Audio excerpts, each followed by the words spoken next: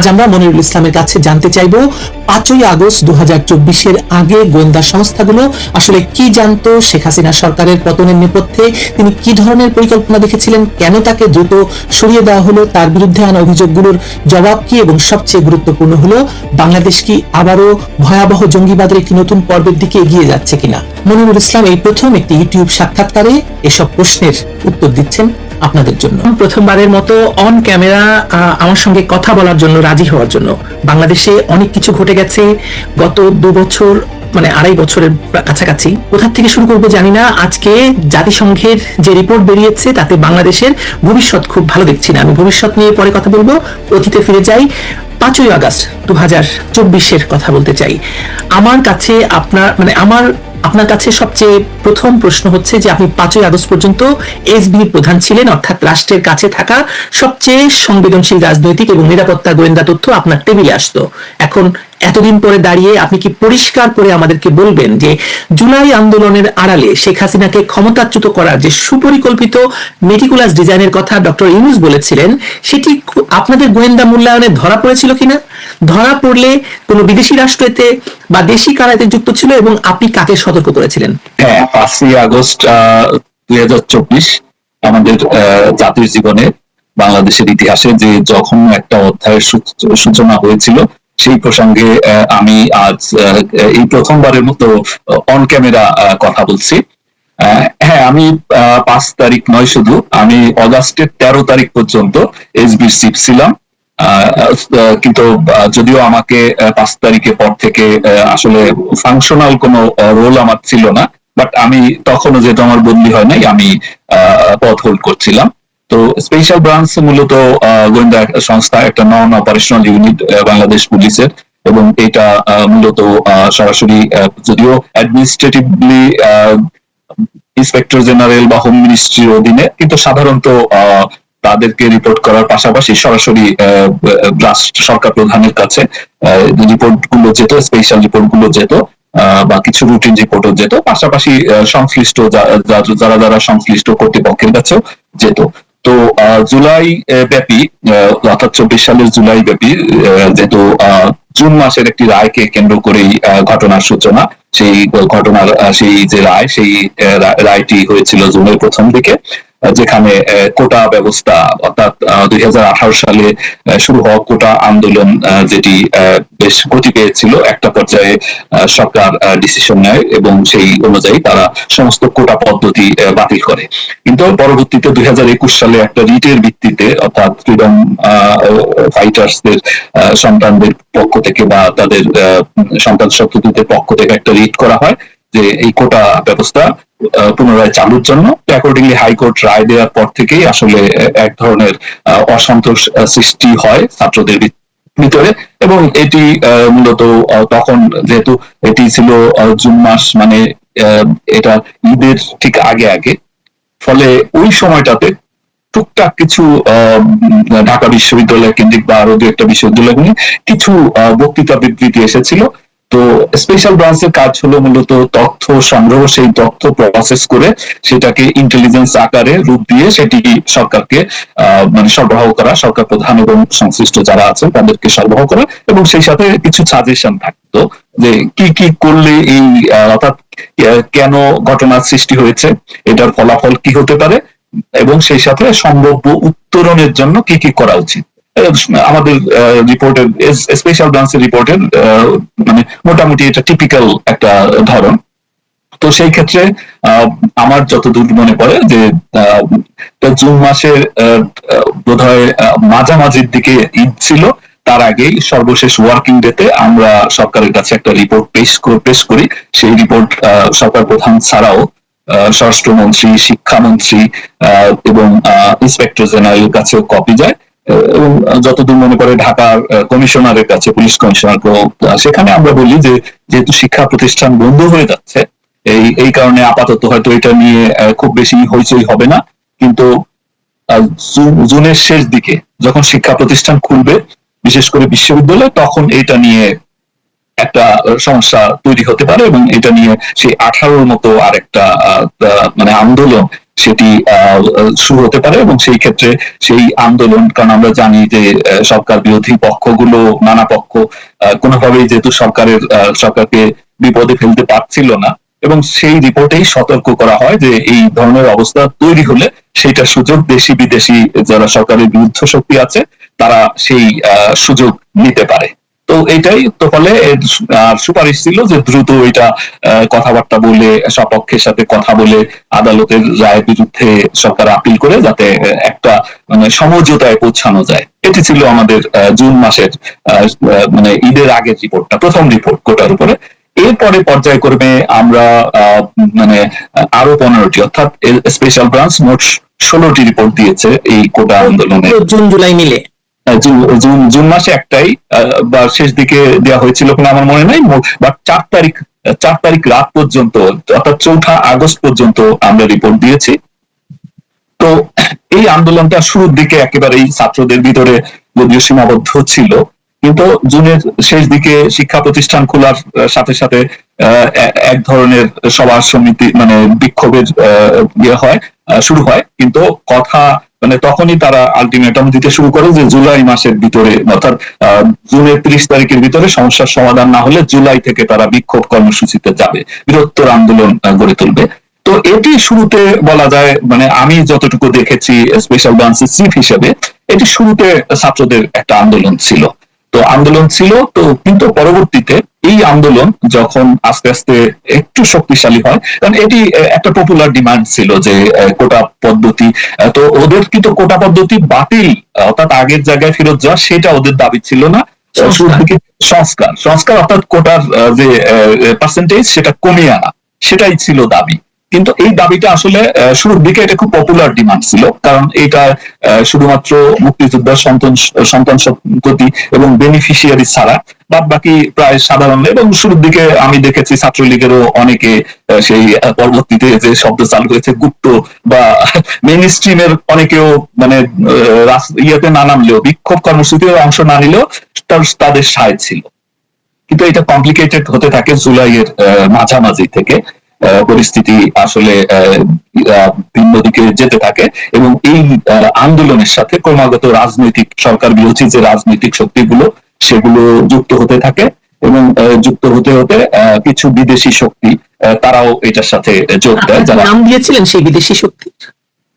হ্যাঁ, আমরা নাম দিয়েছি, এবং এই বিদেশি শক্তি যে কার্যকর এইরকম একটা রিপোর্ট আমি এরকম একটা নয়, 2টি রিপোর্ট, যে এই যে অর্থাৎ 24 আগস্ট মাসের 8 তারিখে যে সরকার গঠিত হলো, যে বলা যায় যে এখন দেশের মানুষই বলছে যে একটা কলঙ্কিত সরকার, যেটা ইন্টারিম গভর্নমেন্ট, সেই সরকারের একটা রূপরেখা, সেটা 2023 সালের মার্চ মাসে একটা রিপোর্টে যে আবারও আপনাকে প্রশ্নটি করি, আপনি আবারও বলেন। 2023 সালের মার্চ মাসে আপনি এরকম একটি রিপোর্ট দিয়েছিলেন যেখানে 2024 সালে এরকম একটি সরকার গঠিত হতে পারে, তার একটি রূপরেখা আপনি দিয়েছিলেন।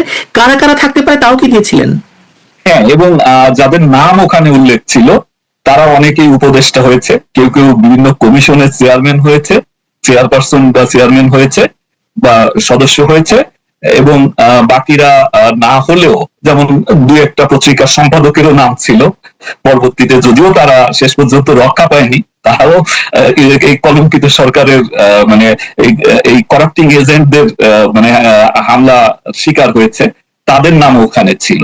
এবং মে মাসে যখন অর্থাৎ 23 সালের মে মাসে যখন এই যে স্যাংশন, ভিসা স্যাংশন আসার র্যাবের উপরে ভিসা স্যাংশন এলো, যে না র্যাবের উপরে নয়, র্যাবের উপরে এসছে সেটা আরো আগে, 22 সালে। হ্যাঁ, সরি, 22 সালে। এটা 23 সালে যখন ওই যে ভিসা স্যাংশন হলো, বিভিন্ন জনের নামে ভিসা স্যাংশন দেবে যারা, এইরকম একটা মে মাসের শেষ দিকে ইউএস গভর্নমেন্ট ইস্যু করে বা ইউএস এম্বাসি ঢাকা ইস্যু করে। তো সেইটা 2-1 দিন আগে আমি আরেকটা রিপোর্ট দিই যে একটা কিছু আসছে, যেটা তো এই বিষয়টা আমরা অবহিত ছিলাম, এবং কোন কোন দেশ এইটার সাথে অংশগ্রহণ করতে পারে। তো তো এই রিপোর্টটা যে কোনো ভাবেই মনে হয় আমার কোনো ডিভাইসে থেকে গিয়েছিল। তো এই রিপোর্টটা আমি পরে মিলিয়ে দেখলাম, যেহেতু 23 সালের ঘটনা, যে মানে এটা 24 সালের সেপ্টেম্বর অক্টোবর মাসের দিকে আমি রিপোর্টটা রিট্রিভ করতে পারি। তো রিপোর্টের কপিটা, যেহেতু ড্রাফট কপিটা, তো সেখানে দেখলাম যে বলা যায় যে কম বেশি 90% মিলে গেছে। সত্যতা মিলে সরকারের গেছে। রেসপন্স কি ছিল আপনার সেই রিপোর্টের পরে? এই রিপোর্ট আসলে এখন যেহেতু আর আমি সরকারি চাকরিতে নাই, এখন তো বলাই যায় এই রিপোর্টটি আমি প্রথম যে রিপোর্টের কথা বললাম মার্চ মাসে, সেটি আমি মাননীয় প্রধানমন্ত্রীর হাতে দিয়েছিলাম সরাসরি হস্তান্তর করার পর উনি ওটা পড়েছিলেন। তো এখানে ইন্টারেস্টিং বিষয় যেটা শেয়ার করা যায় সেটি হলো আমার ওখানে রিপোর্টে উল্লেখ ছিল যে ডক্টর ইউনূস বয়সজনিত কারণে সেই যে তখন একটা আমার বক্তব্য ছিল জাতীয় সরকার, কিন্তু হয়েছে ইন্টারিম সরকার, বাদ বাকি সব মিলে গেছে। তো সে হয়তো বয়সজনিত কারণে সরাসরি নিজে থাকবে না, তার প্রতিনিধি হিসেবে 2-3 জনের নাম ছিল যে এদের কাউকে সে এই জাতীয় সরকারের প্রধান করতে পারে, ডিপলিটিসাইজেশন যেটা আর কি। তো সেইটা মাননীয় প্রধানমন্ত্রী পুরো রিপোর্টটা বোধহয় 7-8 পৃষ্ঠার একটা রিপোর্ট, এটা একটা গবেষণাপত্রের মতো বলতে পারেন। তো উনি পুরোটা পড়লেন, পড়ে ওই জায়গায় এসে উনি আমাকে বললেন যে তুমি জানো না ইউনূসের মতো লোভী লোক, ক্ষমতা লোভী, ও নিজেই হবে দেখবা, ও নিজেই হতে চাইবে।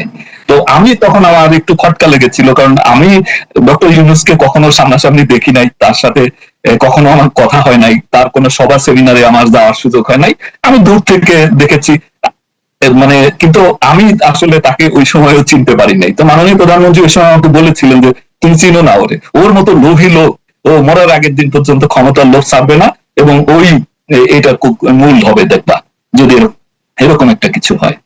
তো সেই কথাটা আমার পরবর্তীতে আমার বারবার আমার মনে হয়েছে যে আসলে একমাত্র প্রধানমন্ত্রী শেখ হাসিনাই ডক্টর ইউনূসকে চিনতে পেরেছিলেন যে এরকম একটা প্যাথোলজিক্যাল লায়ার। কিন্তু মনিরুল ইসলাম, উনি জানতে পারলেন, আপনারা রিপোর্ট দিলেন, কি ব্যবস্থা নিল সরকারের পক্ষ থেকে, কি ব্যবস্থা নেওয়া হয়েছিল? সরকারের পক্ষ থেকে তখন এটি উনি পুরোপুরি রিপোর্টটা এন্ডোর্স করেছিলেন এবং অ্যাকনলেজও করছিলেন বেশিরভাগ পয়েন্টস এর সাথে। তো এটি ছিল যে এটা আমাদের ইয়ে ছিল যে এটা প্রেডিকশন ছিল যে ইয়ার শেষ দিকে, অর্থাৎ ইলেকশনটাই হতে দেবে না 24-এর, এই ইলেকশনের আগে আগে আগে বা পরে এটা হবে। তো ইলেকশনটা তো আসলে হয়ে গেল শেষ পর্যন্ত, এবং ইলেকশনের আগে এই ধরনের একটা প্রচেষ্টা হয়েছিল, মানে আমরা পরবর্তীতে যেটা মিলিয়ে দেখেছি সেটা হলো 28 অক্টোবর 2023 যে বিএনপি জামাতের সমাবেশ। তো ওইটাকে টার্গেট করে, তো ওইটা তো আসলে যেহেতু এটা কন্ট্রোল করা সম্ভব হয়, তো কন্ট্রোল করে ফেলার কারণে তখন আসলে ওই শকটা, ওই ব্লু প্রিন্টটা বাস্তবায়ন হয় নাই। কিন্তু একটা সমস্যা হয়েছে, ইলেকশন পর্যন্ত সরকার এবং মানে সরকারি দল, সরকার এবং মানে গভর্নমেন্ট মেশিনারি যারা ছিল, গোয়েন্দা সংস্থা সহ সবাই কিন্তু ইলেকশনটা হয়ে গেল, নতুন সরকার হয়ে যাওয়ার কারণে তখন কিছুটা কমপ্লেসেন্ট হয়ে গিয়েছিল, গা ছেড়ে দিয়েছিল বলতে চাইছি। গা ছেড়ে দিয়েছিল, সেটা বললেই বোধহয় ভালো হয়, যে আগামী মানে আন্দোলন হইলেও 3 বছর পরে 4র্থ বছর বা শেষ বছরে গিয়ে আন্দোলন হয়, এটাই তো আসলে আমরা রেওয়াজ দেখেছি। তো ওই রকম একটা গা ছাড়া ভাব আসলে চলে এসেছিল। তো এই কমপ্লেসেন্সির কারণেই তখন অনেকে বলেছে যে এই সরকার টিকবে না, কিন্তু আমরা মিলাতে পারিনি। তো পরবর্তীতে মিলাতে গিয়ে আমরা যেটা দেখেছি যে এটা আসলে এই প্রক্রিয়াটা শুরু হয় 2019 থেকে। মেটিকুলাস ডিজাইনটি আপনি বলছেন 2019 থেকে শুরু হয়েছে? 2019 থেকে, কারণ এটি যারা এই এই এই যে ডিপ স্টেট যেটা বলা হয়, এই কথিত ডিপ স্টেট, এইটা তো অফিসিয়াল কিছু না, অফিসিয়াল না আবার অফিসিয়ালও, এইটা এই প্রসেসটা তো শুরু হয়েছে 2006 থেকে। আমরা দেখেছি 7-8 এটা ফেল করলো, ফেল করার পর তারা দেখেছে এবং তারা চিন্তা করেছে যে যেহেতু আওয়ামী লীগ সরকারের পরিবর্তন করতে হবে, সেই সরকারকে তারা মনে করেছিল যে 18-তে এই সরকার পরিবর্তন হয়ে যাবে 18-এর ইলেকশনের মাধ্যমে। তো 18-এর ইলেকশনে এই সরকার দেখলো যে এই সরকারকে ইলেকশনের মাধ্যমে মানে এই সরকারকে আউট করা সম্ভব নয়, সেই এবং তাদের এই ডিপ স্টেট তাদের গবেষণায় এবং তাদের পর্যবেক্ষণে দেখেছিল, এবং তাদের লোক তো নানা স্তরে ছড়ানো ছিটানো ছিলই, দেখেছিল যে এইটা যদি অর্থাৎ রাজনৈতিক দলের পক্ষে সরকারের পতন ঘটানো, আন্দোলন করে, মানে অর্থাৎ কনভেনশনাল ওয়েতে সরকারের পতন ঘটানো ও কনভেনশনাল মুভমেন্টের মাধ্যমে সরকারের পতন ঘটানো সম্ভব নয়। তো সেই কারণেই তারা দেখলো যে দুটো আন্দোলনকে তারা আসলে টেস্ট কেস হিসেবে নিয়েছিল। একটা হলো আপনার মনে আছে নিরাপদ সড়ক আন্দোলন, যখন সরকারকে বেশ বেকায়দায় ফেলে দিয়েছিল, এবং পরবর্তীতে 2018 সালের কোটা আন্দোলন। তখনই এই ডিপ স্টেট, তারা ডিপ স্টেট এবং ডিপ স্টেটের যারা এজেন্ট বাংলাদেশে আছে, তারা সিদ্ধান্ত মানে তারা একটা সিদ্ধান্তে উপনীত হয় যে যদি কোনো কিছু করতে হয়, অর্থাৎ পরিবর্তন ঘটাতে হলে এটা ছাত্রদেরকে, তরুণদেরকে এই কাজে লাগাতে হবে। তো সেই লক্ষ্যেই তারা আগে থেকেই, যেহেতু তাদের এই তরুণদের তারা, এবং ততদিনে বৈশ্বিকভাবে অনেকগুলো কালার রেভলিউশন হয়ে গেছে, কালার হয়ে গেছে, টেস্ট কেস গুলো তারা একেবারে বাস্তবে রূপ লাভ হয়েছে। 14 সালে তো দেখলাম আমরা ইউক্রেনে যেটা হলো, এবং পরবর্তীতে আরো কিছু কিছু জায়গায় পাকিস্তানে অবশ্য কালার রেভলিউশন বলা যাবে না, একদমই নয় এটা। শ্রীলঙ্কা বা পাকিস্তানের বিষয়টা একটু ভিন্ন ছিল। তো বাংলাদেশে তো ওই অবস্থাটা আমরা আশঙ্কা করছিলাম যে, যেমন শ্রীলঙ্কার ঘটনাটি যখন ঘটে, তখন শ্রীলঙ্কার ঘটনার যে রেশ বাংলাদেশেও ওইটার ইম্প্যাক্ট কি করতে পারে অর্থনৈতিক ব্যবস্থা। তো সেটা আসলে করোনার কারণে আমাদের অর্থনীতিতে বেশ সমস্যা ছিল, তারপর ইউক্রেন যুদ্ধের কারণে তো আসলে ইকোনমিক ক্রাইসিস কিছুটা ছিল, কিন্তু সরকার, প্রধানমন্ত্রী তার যে স্টেটমেন্টশিপ, সেটা দিয়ে ম্যানেজমেন্টের মাধ্যমে সেগুলো কিন্তু সামাল দিয়েছিল। তো ফলে কিন্তু এই যে এজেন্টদের প্রশিক্ষিত করা, নানা প্রোগ্রামের শ্রদ্ধাবরণে ডিপ স্টেট একটা মানে তারা বিকল্প শক্তি যেটা তৈরি করছিল, কিন্তু তারা ঠিক কখন এটাকে কাজে লাগাবে সেই বিষয়টা হয়তো স্থির ছিল না। কিন্তু এই যে, আমি আবার ফিরে যাই জুলাই মুভমেন্টের মাঝামাঝি যখন দেখলো যে এটা ব্যাপক মানুষের মানে ছাত্রদের এটার অংশগ্রহণ আছে, তখন তারা সেটার সাথে ইনভলভ হয়ে যায়। এবং আমি যদিও জুলাইতে কিছুদিন আমি দেশের বাইরে ছিলাম, আমি একটা প্রোগ্রামে নিউ ইয়র্কে ছিলাম 14 জুলাই থেকে 13 জুলাই থেকে 20 জুলাই পর্যন্ত। তো কিন্তু মানে আমি পরবর্তীতে শুনেছি যে এই 13-14 তারিখের দিকে জুলাই মাসের মানে ঢাকার একটা এম্বাসিতে, মিশনে আর এক অ্যাম্বাসেডর আসে এবং তারা বিএনপি এবং জামাতের সাথে মিটিং করে। 13 এবং 14 জুলাই বলছেন আপনি? 13 কিংবা 14 জুলাই হবে, আমি যেটা পরবর্তীতে আমি জানতে পেরেছি, কারণ আমি যেহেতু ট্যুরে মানে ট্রাভেল করছিলাম, ওই সময় আমি জানতে পারিনি, পরবর্তীতে আমি জানতে পারি। তো এইটা তো অর্থাৎ এই তখন থেকে আর কি। এবং আপনার মনে আছে যে শুরুর দিকে রাজনৈতিক, বিশেষ করে বিএনপির যে মহাসচিব বলছে যে আমরা নাই 18-19 তারিখের দিকে উনি বলছেন, মহাসচিব বলছেন যে আমরা এই আন্দোলনের সাথে নাই, ছাত্রদের আন্দোলন সমর্থন করছে। তো ফলে এই সময়টাতে এই ডিপ স্টেট তারা দেখলো যে এই সুযোগটাকে তারা কাজে লাগাতে পারে। তখনই তাদের নানা দিকে যে এজেন্ট ছিল, বিশেষ করে বিদেশে কিছু অনলাইন অ্যাক্টিভিস্ট, দেশের ভিতরে এবং বাইরে অনলাইন অ্যাক্টিভিস্ট, এদের কাজে লাগায় এবং 14 তারিখের মাননীয় প্রধানমন্ত্রীর যে প্রেস কনফারেন্সের বক্তব্য, সেটাকে টুইস্ট করে সরিয়ে দেয়। 15 তারিখে মাননীয় ওই সময়কার যোগাযোগ মন্ত্রী এবং বিএনপির আওয়ামী লীগের সাধারণ সম্পাদক, উনার বক্তব্যকে এক ধরনের টুইস্ট করে এটা কেউ সরিয়ে দেয়। এবং 16 তারিখে রংপুরের আবু সাইদ ঘটনাটি, সেটি থেকে তখন মোটামুটি সকল যারা বিদেশি শক্তি এবং বিদেশি শক্তি যারা ছিল, যারা কোনোভাবেই আওয়ামী লীগকে ক্ষমতায় দেখতে চাচ্ছিল না, তারা তখন সর্বশক্তি নিয়োগ করে। এবং একটু মনিরুল ইসলাম আপনার কাছে প্রশ্ন করি, সেটা হচ্ছে ধরুন আমরা দেখতে পেলাম যে অনেকগুলো অ্যাক্টরকে অ্যাক্টিভেট করা হলো, এবং পরবর্তীতে তো প্রমাণ হচ্ছে এই ধরেন 7.62 রাইফেলের গুলি থেকে শুরু করে, স্নাইপার রাইফেলের গুলি থেকে শুরু করে, এবং এই যে জানালায় মানে বাড়ির ভেতর দাঁড়িয়ে থাকা মানুষকে গুলি করা হয়, যেটা বলা হয়েছে র্যাব গুলি করেছে হেলিকপ্টার থেকে। পরবর্তীতে দেখা গেল যে হেলিকপ্টার থেকে গুলি করা হয়নি, ওখানে কেউ না কেউ স্নাইপার মানে গুলি করেছিল। এই পুরো ডটগুলো মেলালে তাহলে, এবং আসিফ মাহমুদ সজীব ভুঁইয়া পরবর্তীতে একটি সাক্ষাৎকারে বলেছেন তাদের সশস্ত্র যুদ্ধের প্রস্তুতি ছিল, তারা নিশ্চয়ই দেশের ভিতর ট্রেনিং নিয়েছিল, তাদের অস্ত্র এসেছিল। এবং আমি পরবর্তীতে আমার রিসার্চ বলছে যে কিছু অস্ত্র মমতা বন্দ্যোপাধ্যায়ের সরকারের জ্ঞাতসারে বাংলাদেশে প্রবেশ করেছিল। আপনি এই বিষয়ে আমাকে যদি একটু আলোকিত করেন। দেখুন, অবৈধ অস্ত্রের সংগ্রহ করা কোনো কঠিন কাজ নয় বাংলাদেশের মতো দেশে। এখানে ভারতে অনেক জায়গায় এই অবৈধ অস্ত্রের কারখানা আছে, যেটা সরকারের অজ্ঞাতসারেই হয়। তারপরে মিয়ানমারে একটা ইনসার্জেন্সি অবস্থা চলছে বাংলাদেশের সীমান্তে, সেখানে মানে আরসা আরএসও দের কাছে অস্ত্র আছে আরাকান আর্মির কাছে। ওইদিকে কুকি চীন যেটা, তাদের কাছে অস্ত্র আছে। ইন্ডিয়ার অনেকগুলো ইনসার্জেন্ট গ্রুপ আছে যাদের কাছে অস্ত্র আসে, আমরা তো 10টা আইএসআইয়ের কাছে অস্ত্র আছে মনে হয়। তো সেটা ইনসার্জেন্ট গ্রুপগুলোকে যেমন নানাভাবে আইএসআই তাদের সাপোর্ট করে, অস্ত্র সরবরাহ করে। আমরা 10 ট্রাক অস্ত্রের কথা জানি।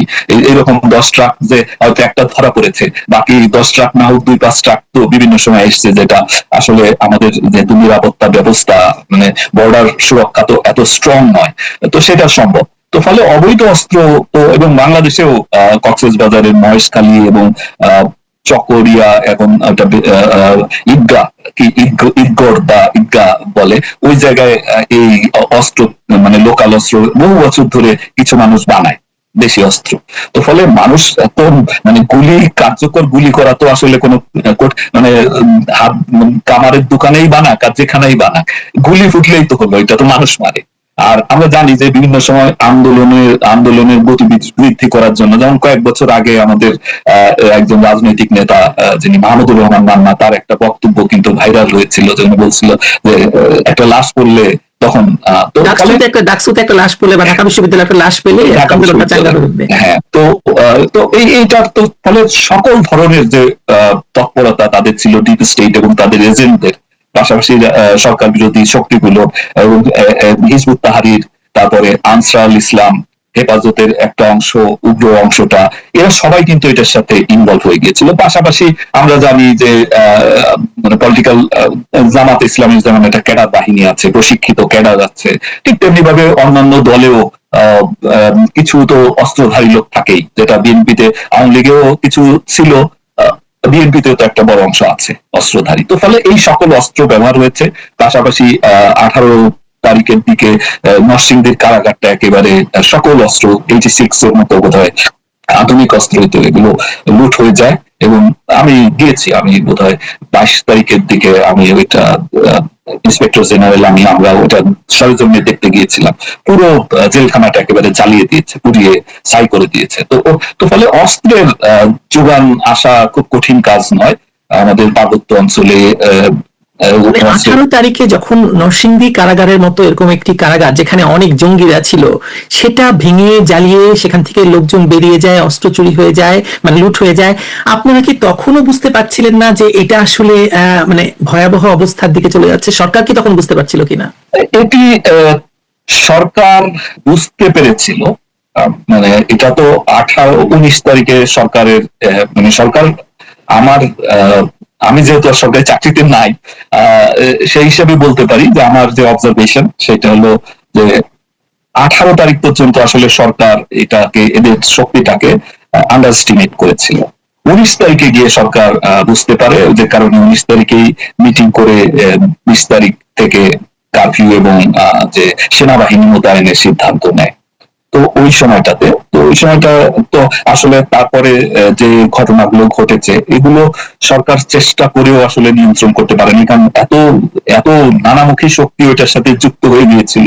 এবং তারপরে দেখেন যে 20 তারিখে যখন সেনাবাহিনী মোতায়েন হলো, 22-23 তারিখের দিক থেকে কিন্তু এক ধরনের রিকনসিলিয়েশন প্রসেস শুরু হয়।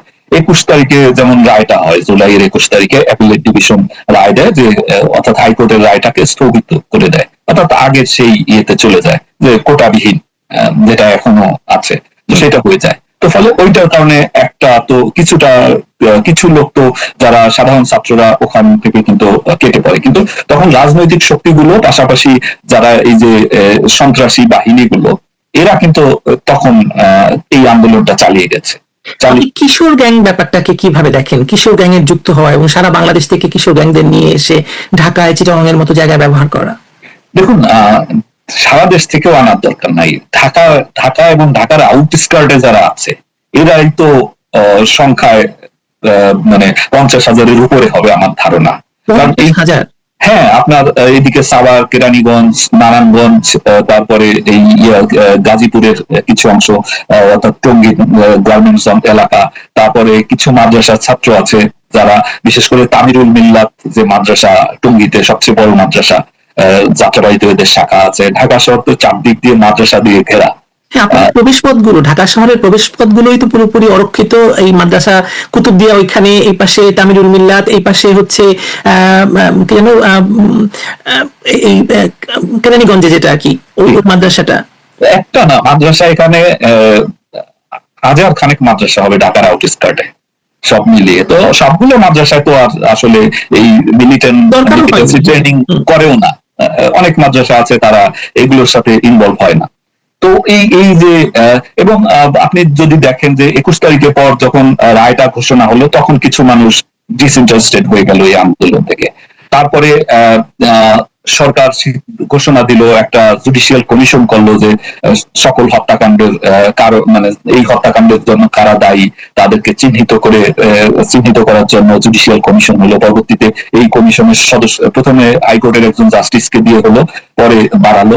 তারপর মাননীয় প্রধানমন্ত্রী ওই সময় বিভিন্ন হাসপাতালে আহতদের দেখতে গেলেন এবং উনি গিয়ে ঘোষণা দিলেন যে বিনা মূল্যে এদের চিকিৎসা হবে এবং চিকিৎসা না করে যাতে কেউ বের হতে না পারে, যেটাকে দেখলাম যে এই যে অ্যাডভোকেট তাজুল সাহেব যেটা মিস ইন্টারপ্রেট করলো।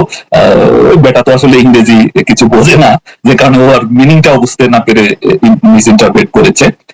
এবং একই সাথে উনি এসবি কে একটা দায়িত্ব, হোম মিনিস্ট্রিকে একটা দায়িত্ব দিয়েছিলেন যে আবু সাইদ সহ যারা মারা গেছে তাদের পরিবার বর্গের সাথে উনি মাননীয় প্রধানমন্ত্রী কথা বলবেন। অ্যাকর্ডিংলি আমরা প্রথম পর্যায়ে 27টার মতো ফ্যামিলি, যেখানে আবু সাইদের বাবা এবং ভাই আরো বেশ কিছু যারা মারা গিয়েছিল তাদের পরিবারকে আমরা ঢাকায় নিয়ে আসলাম এবং এনে গণভবনে তাদেরকে হাজির করলাম। মাননীয় প্রধানমন্ত্রী প্রত্যেকের সাথে কথা বললেন, তাদের সান্ত্বনা দিলেন এবং তাদের যারা মারা গেছে তাদের হত্যার বিচার করবেন যদি কাদের হাতে মারা গেছে সেটি নির্ধারণের পর, এবং প্রত্যেককে 20 লক্ষ টাকা করে ক্ষতিপূরণ দিলেন। এবং উনি ঘোষণা দিলেন যে যারা এইখানে ক্ষতিগ্রস্ত হয়েছে সবাইকে উনি ক্ষতিপূরণ দেবেন। তো তখন কিন্তু আন্দোলন কিছুটা মানে সাধারণ যারা ছাত্ররা ছিল তারা কিন্তু তখন অনেকেই আন্দোলনে ইন্টারেস্ট হারাই ফেলছে, কিন্তু তখন আসলে রাজনীতিবিদরা অর্থাৎ সরকার মাঠে নেমে গেছে এবং আমরা জুলাই মাঝামাঝি পরপরই আমরা একটা তথ্য পেলাম যে জামাতে ইসলামের নেতারা বলা বলি করছে যে এই আন্দোলন অর্থাৎ তারা যে সমন্বয়ক এবং সহ সমন্বয়ক করলো, অর্থাৎ সমন্বয়কের সংখ্যা বাড়লো 6 থেকে।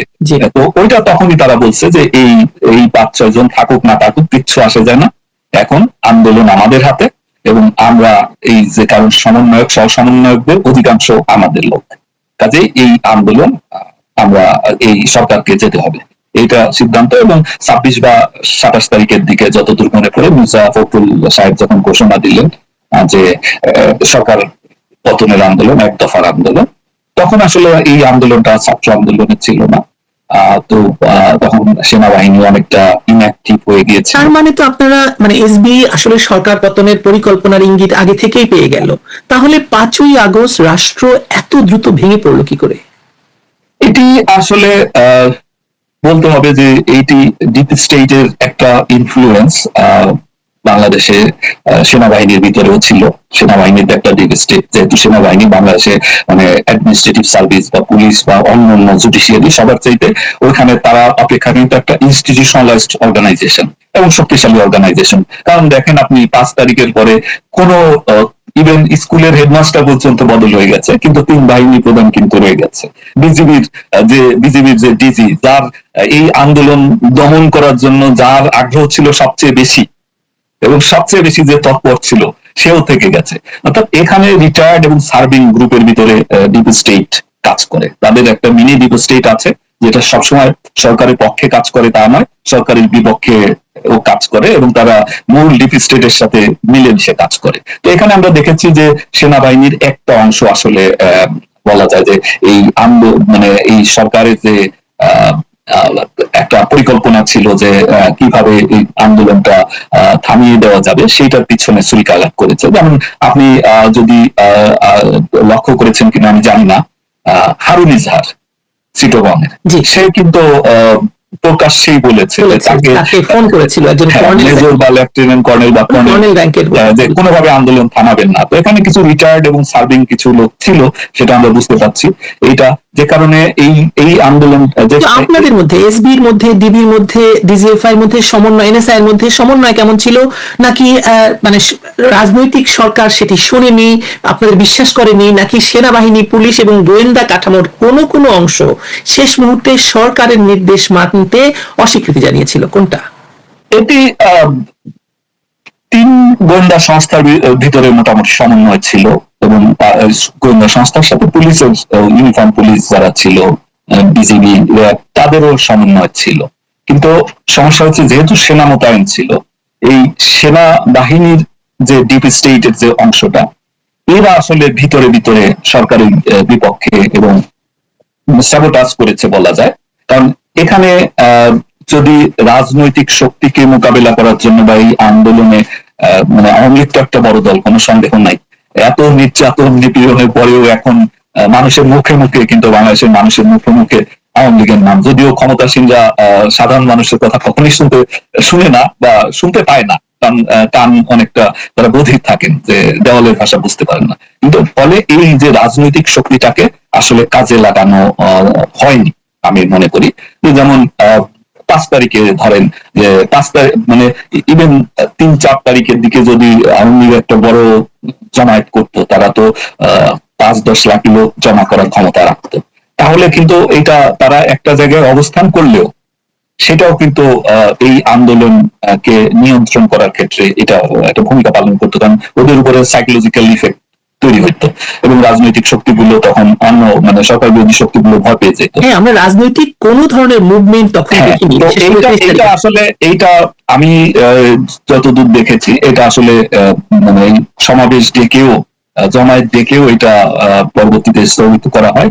এটা ওই যে আসলে সেনাবাহিনীর পক্ষ থেকেই বলা হয় যে যেহেতু কারফিউ হবে, কারফিউর ভিতরে এদেরকে আসতে দেওয়া যাবে না, কারফিউ তাহলে মানা ইম্পোজ করা সম্ভব হবে না। এবং 5 তারিখের ঘটনাটি আসলে খুবই এটি এই ঘটনাটি ঘটে যাওয়ার 4 তারিখের ঘটনা আমি বলি, তো নানাভাবে নানাজন নানা রং মাখিয়ে বলছে। 4 তারিখে দুপুরের দিকে একটা মিটিং ছিল, এই মিটিংটা 4 তারিখে ডিসিশন হয়েছে তা না, 4-5 দিন আগে ন্যাশনাল সিকিউরিটি সেল একটা আছে, সেই ন্যাশনাল সিকিউরিটি সেলের মিটিং মাঝে মাঝে হয় when necessary। তো অ্যাকর্ডিংলি যে এই ধরনের ক্রাইসিস তৈরি হলে তখন এই মিটিংটা হয়। 5-7 দিন আগে থেকেই চিঠি দিয়ে এই মিটিংটা ডাকা হয়েছিল, এবং ওই দিন একটু দেরিতে শুরু হয় বলে এটা আনুমানিক 12টা 12:30টায় শুরু হয়। এখানে 3 বাহিনী প্রধান, সেনাবাহিনীর ঊর্ধ্বতন কর্মকর্তা মানে লেফটেন্যান্ট জেনারেল অর্থাৎ পিএসও, এফডি, কিউএমজি এবং সিজিএস, তারাও এখানে উপস্থিত থাকেন। পাশাপাশি কয়েকটা মন্ত্রণালয়ের মন্ত্রী, সচিব এবং গোয়েন্দা সংস্থাগুলোর প্রধান, পুলিশ প্রধান, তারপরে র্যাবের ডিজি, বিজিবি, আনসার, ডিজি, তারাও এখানে উপস্থিত ছিলেন।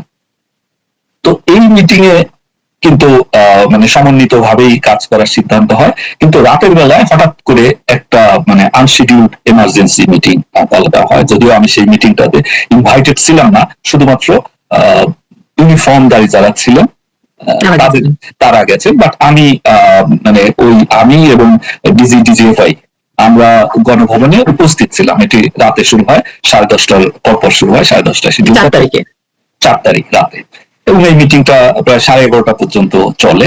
তো ওই মিটিং এ 3 বাহিনী প্রধান এবং ওই 3 বাহিনীর প্রধানের সাথেই তাদের যারা খুব ক্লোজলি কাজ করেন, অর্থাৎ সেকেন্ড ম্যান, থার্ড ম্যান, তারাও ছিলেন। পাশাপাশি পুলিশ, আইজিপি, বিজিবি, আনসার এবং র্যাবের ডিজি, তারাও ছিলেন। তো মিটিং এর বিষয়বস্তু সম্পর্কে যেহেতু আমরা মিটিং এ ছিলাম না, জানি না, কিন্তু পরে বের হওয়ার পরে সিদ্ধান্ত হয় যে মানে জানতে পারি যে এই সিদ্ধান্ত হয়েছে যে যেহেতু কারফিউ বলবৎ আছে, সকাল থেকে ঢাকায় বহিরাগতদের ঢুকতে দেওয়া হবে না, এরকম একটা সিদ্ধান্ত। তো সেটাই আবার পরবর্তীতে এইটা সমন্বয়টা কিভাবে হবে, অর্থাৎ ঢাকার এন্ট্রি পয়েন্ট গুলোতে কারা কারা থাকবেন, সেটি অর্থাৎ কোন এন্ট্রি পয়েন্টে কারা নিয়ন্ত্রণ করবেন, সেটির জন্য বলা হয় যে ঠিক আছে, নিজেদের ভিতর একটা সমন্বয় করার জন্য একটা ছোটখাটো মিটিং এর মতো। তো অ্যাকর্ডিংলি ওই রাতে ওখান থেকে ক্যান্টনমেন্টে যাওয়া হয়। ওই মিটিং ওখানে আমিও ছিলাম, সেনাবাহিনী 3 বাহিনী প্রধান, অর্থাৎ ওই মিটিং এ যারা ছিলেন তারা সহ। কিন্তু ওখানে যদি সাবেক ইন্সপেক্টর জেনারেল তার যে কি রাজবন্দির জবানবন্দি দিয়েছেন, এখানে কিছু মিথ্যা কথা আছে। যেমন ওখানে বলেছেন রাজনৈতিক নেতাদের কথা, তারপর শ্রদ্ধেয় শেখ রেহানার কথা বলেছেন, তারা কেউ মিটিং এ ছিলেন না। ওই মিটিং এ ওখানে বাহিরে অর্থাৎ গণভবনেই লবিতে আমি ডিজিও ভাই আমরা বসা ছিলাম, এবং ওখানে শ্রদ্ধেয় শেখ রেহানা বাইরে ছিলেন। এবং ওখানে general Tarek Siddiqui security adviser ছাড়া ওখানে স্বরাষ্ট্রমন্ত্রী বা আইনমন্ত্রী কেউ কিন্তু ওই মিটিং এ ছিলেন না। ফলে উনি এখানে এক ধরনের, আমি জানি না উনি চাপে পড়ে হয়তো লিখে দেওয়া বক্তব্য উনি বলেছেন। এটা তো মানে পরবর্তীতে বোঝাই যাচ্ছে যে পুরো এই প্রক্রিয়াটাই আসলে ভুল ছিল। আমরা সেটা নিয়ে কথা বলবো পরে, আমি আগে শুনি। জি, তখন আমরা ক্যান্টনমেন্টে গেলাম, মানে সিকিউরিটি অ্যাডভাইজার ব্যতীত অন্য যারা এই সরকারি কর্মচারী যারা আছে, অর্থাৎ 3 বাহিনী প্রধান থেকে শুরু করে মিটিং এ যারা উপস্থিত ছিল, পাশাপাশি আমি এবং ডিজিও ভাই, এবং আমরা পরবর্তীতে ডিএমপি কমিশনারকেও কল করে নিলাম, এবং পুলিশ হেডকোয়ার্টার্সের আরো একজন কর্মকর্তাকে কল করে নিলাম। ওইখানে ক্যান্টনমেন্টে সেনাপ্রধান উনি নিজের হাতে লিখলেন যে কোন পয়েন্টে কারা থাকবেন, পাহারা দেবেন, অর্থাৎ এই গার্ডিং করবেন বহিরাগত ঠেকানোর ক্ষেত্রে। সেই ক্ষেত্রে উত্তরার দায়িত্ব দেওয়া হলো র্যাবকে, র্যাপিড অ্যাকশন ব্যাটালিয়নকে, যাত্রাবাড়ির দায়িত্ব দেওয়া হলো সেনাবাহিনীকে, তারাই নিলেন। এইভাবে বিভিন্ন এলাকা ভাগ হলো, যে যেমন বঙ্গভবন, সেক্রেটারিয়েট, বাংলাদেশ ব্যাংক, তারপরে 32 নম্বর গণভবন, পার্লামেন্ট ভবন, প্রাইম মিনিস্টার্স অফিস, এগুলোর দায়িত্ব সেনাবাহিনী নিলেন যে তারা এগুলো গার্ডিং করবে। এবং সকাল থেকেই, এবং শাহবাগেও সেনাবাহিনী মোতায়েন থাকবে, তারা নিয়ে বেশিরভাগ দায়িত্ব তারা নিলেন। এবং পরবর্তীতে ওখানে একটা ভিডিও কনফারেন্সে সকল জিওসি এরিয়া কমান্ডাররা যুক্ত ছিলেন। ওখানেও আমাদের উপস্থিতিতে সেনাপ্রধান নির্দেশনাগুলো দিলেন।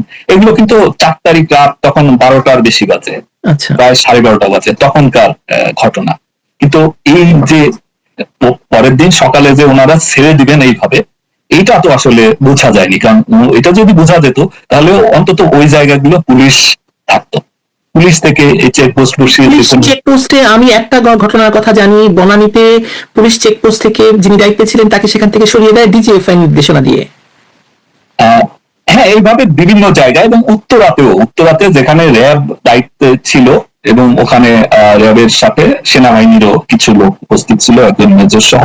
তো ওখানেও যখন ছেড়ে দিল, তখন আমরা যখন উত্তরার ডিসি এবং ওখানে আরেকজন অফিসারকে ওখানে মোতায়েন করা হয়েছিল ডিসি পদমর্যাদার, তাদেরকে জিজ্ঞাসা করা হয় যে ওখানে কেন তোমরা ছেড়ে দিলে, তখন বলে যে মেজর সাহেব আমাদেরকে বলেছে। তো এটি তো তো যেহেতু 12:30 পর্যন্ত এইরকম কথা হলো, তাহলে পুলিশ সেনাবাহিনীর উপরে আস্থা রেখেছে, একইভাবে আস্থা রেখেছিল সরকার। কিন্তু পরের দিন তো আমরা দেখলাম যে তারা ছেড়ে দিল, প্রথমে ওখানে, পরবর্তীতে শাহবাগে তারা ফ্রি করে দিল, এবং যাত্রাবাড়ি তারা ফ্রি করে দিল। তো ফলে বাদ বাকি জায়গা তো পুলিশ অল্প কিছু জায়গার দায়িত্বে ছিল, তো সেগুলো তারা রক্ষা করতে সক্ষম হয় নাই। তো তারপরে 5 তারিখের বিষয়টা তো এরপর যা আছে সেটা তো প্রকাশেই হয়েছে। মনিরুল ইসলাম, আমরা এর মধ্যে দেখলাম যে মানে 4-5 তারিখের মধ্যেই পুলিশ হত্যাকাণ্ডের ঘটনা ঘটে গেল, এবং তারপরে ভয়াবহ ঘটনা যাত্রাবাড়িতে ঘটলো, এবং সারা বাংলাদেশে তো ঘটলোই। আপনি তখনও এসবিতে আছেন, আপনি তখনও এসবির প্রধান। এই যে আপনার কাছে কি অ্যাকাউন্ট আছে যে কত সংখ্যক পুলিশ আসলে মারা গেছে? দেখুন, আমরা যদি শুধু 4-5 তারিখ নিয়ে থাকি পুলিশ হত্যার ঘটনা, তাহলে কিন্তু ঠিক হবে না। এটা আমরা দেখেছি, মানে আমাদের দীর্ঘদিনের অভিজ্ঞতা এবং গত কয়েক বছরের বিশেষ করে অভিজ্ঞতা, এসবি প্রধান হিসাবে বা এসবি প্রধান থাকার আগেও তো পুলিশে ছিলাম, পুলিশের একজন সিনিয়র অফিসার হিসেবে দেখেছি, মানে সরকার বিরোধী শক্তি এবং জঙ্গিরা মনে করতো যে পুলিশ, জঙ্গিদের বিশেষ করে খুব ক্ষোভ ছিল পুলিশের উপরে। তারা মনে করতো, তারা ধরেই নিয়েছিল যে মানে ইয়ার কারণে, পুলিশের কারণে তারা বাংলাদেশকে সেই যে আইএস এর যে প্রভিন্স, এইটাও ওয়ালিয়া, এটা ঘোষণা করতে পারে নাই, যেটা তাদের 17 সালের মার্চ মাস নাগাদ, মানে আইএস এর পক্ষ থেকে বাংলাদেশকে বেঙ্গল প্রভিন্স, বেঙ্গল ওয়ালিয়া এটা ঘোষণা করার কথা ছিল। তো ফলে সেটি তারা ওখানে সফল হয় নাই, এবং পরবর্তীতে দেখা গেছে যে বিরোধী দলের যত জ্বালাও পোড়াও আন্দোলন হয়েছে আমরা জানি, হেফাজত থেকে শুরু করে সেগুলো পুলিশ সফলভাবে সেগুলো নিয়ন্ত্রণ করতে পেরেছে, মানুষের জানমালের নিরাপত্তা সেটি দিতে পেরেছে। আপনার 2015 সালে যে সেই অনির্দিষ্টকালের জন্য অবরোধ, সেই ঘটনার কথা মনে আছে। তো সেই সবগুলো ঘটনাই পুলিশ সাকসেসফুলি ট্যাকল দিয়েছে। ফলে পুলিশের উপরে আসলে ক্ষোভ জমছিল। তো সেই ক্ষোভের বহিঃপ্রকাশ থেকে এবার যেটা আমরা বুঝতে পারলাম যে তারা সিদ্ধান্তই নিয়েছে যে যদি পুলিশকে কাবু করা যায়, পুলিশকে দুর্বল করে ফেলতে পারলে, কারণ পুলিশ হলো রাষ্ট্রের মানে বাংলাদেশের ইতিহাসে সবচাইতে লয়াল ফোর্স, শেষ মুহূর্ত পর্যন্ত তারা সরকারের পক্ষে কাজ করে। এবারও তাই দেখা গেছে। 5 তারিখে মাননীয় প্রধানমন্ত্রী দেশ ত্যাগের পরেও কিন্তু পুলিশ চেষ্টা করেছে পরিস্থিতি নিয়ন্ত্রণ করা। তো অর্থাৎ তারা আসলে সরকারকে নয়, রাষ্ট্রকে রক্ষা করে। আমরা যতটা হ্যাঁ, রাষ্ট্রীয় যে সম্পদ সেটি রক্ষার চেষ্টা করে। ফলে 18 তারিখ থেকেই কিন্তু পুলিশকে টার্গেট করে, এবং 18 তারিখে ঢাকা শহরের যত মানে পুলিশ বক্স ছিল কিংবা ফাঁড়ি ছিল অনেকগুলো তারা চালিয়ে পুড়িয়ে দেয়, সম্পূর্ণ পুড়িয়ে দেয়। পুলিশ ভেহিকেল যেখানে যেটা পেয়েছে সেটাকে ধ্বংস করে। পাশাপাশি এই চিত্র তো মনে থাকার কথা যে পুলিশকে ডিউটিরত নয় এমন পুলিশকে তাদেরকে ঝুলিয়ে রেখেছিল। এটা তো 18-19 তারিখের কথা। এবং শুধু তাই নয়, এটা সম্ভবত শুক্রবার ছিল, 19 তারিখ বা 18 তারিখ কোন একদিন শুক্রবার ছিল। মসজিদের মাইক থেকে তারা ঘোষণা করেছে যে বিভিন্ন এলাকায় প্রাইভেট বাসার মালিক যারা পুলিশকে ভাড়া দিয়েছেন, পুলিশ সদস্যদের বের করে দিতে হবে বাসা থেকে, না হলে ওই বিল্ডিং আগুন দিয়ে পুড়িয়ে দেওয়া হবে। তো এটি তারা টার্গেট করে শুরু করেছে কিন্তু মানে 18 তারিখ থেকে, যে তাদের টার্গেটে ছিল পুলিশ। এবং 4 তারিখে তো মানে 4 তারিখ পর্যন্ত, ইভেন ওই 18-19 তারিখেও অনেকগুলো, ঢাকার বাইরেও অনেকগুলো পুলিশ ফাঁড়ি বা পুলিশ থানা সেগুলো কিন্তু চালিয়ে যায়। নরসিংদীতে আমরা দেখলাম ওই জেলখানা পরিদর্শনে যখন গেলাম, এই যে ধ্বংসস্তূপ দেখতে, এরপর কাছাকাছি একটা হাইওয়ে পুলিশ ফাঁড়ি, যারা আসলে জাস্ট হাইওয়ের যানবাহন এইগুলোই নিয়ন্ত্রণ করে, যাদের অপারেশনাল অন্য কোনো কাজ নাই, ল অ্যান্ড অর্ডার, ওইটাও একেবারে ভেঙে চুরে জ্বালিয়ে দেওয়া হয়েছে। এইভাবে অসংখ্য ঘটনা 18-19 তারিখেই কিন্তু ঘটেছে। তো আর এটা চূড়ান্ত রূপ নেয় 4 তারিখে সিরাজগঞ্জে। আমরা দেখি যে ওই যে 14 জন পুলিশ সদস্য মারা গেছে। আর 5 তারিখের তো আসলে অনেক পুলিশ সদস্য মারা গেছে, যেগুলো অনেক পুলিশ সদস্য এখন পর্যন্ত কাজে ফেরেনি।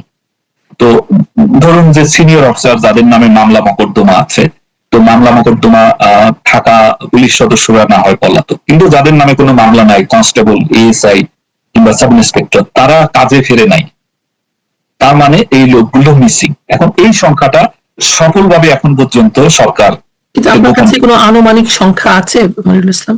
এটি আমি আনুমানিক, আপনার ফোর্স, আপনি এটার মানে এটার বস ছিলেন, আপনি এটার প্রধান হিসেবে ছিলেন, আপনার ফোর্সের মানুষেরা। হ্যাঁ সেটা ঠিক, বাট 5 তারিখ তো আসলে দুপুরের পর থেকে আর আমার পুলিশের কোনো সংস্থার সাথে বা পুলিশের সেখানে তো আর এই তথ্যে অ্যাক্সেসটা ছিল না। যদিও 5 তারিখে আমি কথা বলেছিলাম, বা 5 তারিখের আগেও হিসাব চলছিল যে শুধু পুলিশ নয়, কত লোক এ পর্যন্ত মারা গেছে, তাদের ভিতর রাজনৈতিক পরিস্থিতি কি। এর ভিতরে একটা বড় অংশ কিন্তু আওয়ামী লীগ, ছাত্রলীগ, স্বেচ্ছাসেবক লীগের। এবং 16 তারিখে যে 6 জন মারা গেল, তার ভিতরে ঢাকায় মারা গেল 2 জন, 1 জন বা 2 জন সম্ভবত, শাহজাহান আলী আর ঢাকা কলেজের একটা ছাত্র আর একজন। তারা কিন্তু আওয়ামী লীগ, মানে ওই যে সবুজ আলী ছিল একজন, ঢাকা কলেজের ছাত্রলীগ, নীলফামারীতে বাড়ি, এবং তার মা থেকে ফেলে দেওয়া হলো। এবং শাহজাহান নামে একজন ব্যবসায়ী, ক্ষুদ্র ব্যবসায়ী, সে মারা গেল। তার ফ্যামিলি ওই সময় আমরা দেখেছি তারা আওয়ামী লীগ, তারা আন্দোলনে কিন্তু ছিল না। পাশাপাশি চিটাগংয়ের ঘটনা, ওই দিন তো চিটাগংয়ের 3 জন মারা গেল যাদেরকে ছাদ থেকে ফেলে দেওয়া হয়েছিল। তো ফলে এই, এবং আবু সাইদের নিয়ে তো অনেক কথা হলো, এবং যেটা বলা যায় যে একটা ট্রিগারিং ইভেন্ট হিসেবে কাজ করেছে। তো সেই ঘটনায় তো ওখানে তো পুলিশ লেথাল উইপন ইউজ করে নাই। পুলিশ এখন লেথাল উইপনের কথা যেহেতু বললেনই মনিরুল ইসলাম, আমরা দেখতে পাচ্ছি যে অনেক ফোন কল, অনেক কিছু এখন লিক করা হচ্ছে। অনেক আপনার সঙ্গে প্রধানমন্ত্রী, সে সময় প্রধানমন্ত্রীর নিশ্চয়ই কথা হতো কোনোভাবে। এই যে আপনাকে কি নির্দেশনা দিয়েছিল লিথাল উইপন ব্যবহার করার জন্য? মাননীয় প্রধানমন্ত্রী এই বিষয়ে খুবই সংবেদনশীল ছিলেন, এবং উনি সব, মানে আমি যেহেতু কয়েকদিন আমি ছিলাম না, 20 তারিখ পর্যন্ত তো আসলে আমি ছিলাম না, ফলে 18, 19, 20 তারিখের ঘটনা সম্পর্কে আমার কাছে আমি পরে যেটা শুনেছি, তো উনি বারবারই কিন্তু বলতেন, ইভেন নিরাপদ সড়ক আন্দোলন কিংবা 2018 যে কোটা বিরোধী আন্দোলন, বা তার ওই সময় ওই সমসাময়িক সময় বা তার একটু আগে হয়েছিল আপনার মনে থাকার কথা ব্যাট বিরোধী আন্দোলন প্রাইভেট ইউনিভার্সিটি গুলো, এগুলোর ক্ষেত্রে কিন্তু আমরা যখন একটু শক্তি প্রয়োগের কথা বলতাম, প্রধানমন্ত্রী কিন্তু বলতেন যে না, এদেরকে ওরা করতেছে করুক, ওদের করতে দাও, ওদের নিরাপত্তা দাও।